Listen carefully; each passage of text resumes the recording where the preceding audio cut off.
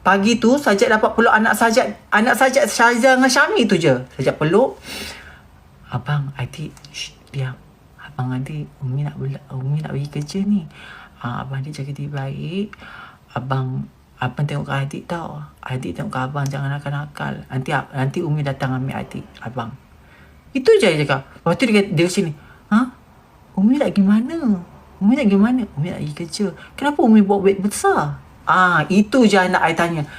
Umi nak kena pergi ni. Umi ada kerja. Nanti Umi ni. Umi nak pergi mana? Umi nak pergi kerja. Umi janganlah pergi. Syahzal dengan abang tu macam pegang-pegang Sajat ni, tak nak bagi Sajat pergi. Menangis-nangis. Umi jangan pergi mana? Umi nak pergi mana? Dia tengok Sajat ada beg besar kan, Sajat bawa. Dia kata, Umi ada kerja.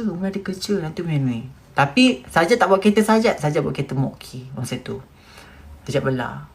Itu yang kali terakhir Sajat cium anak Sajat.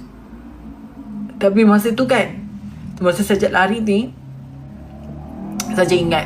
Sajat kata, apa terjadi sekalipun, kalau aku jumpa polis, kalau polis tahan aku, tangkap aku reda.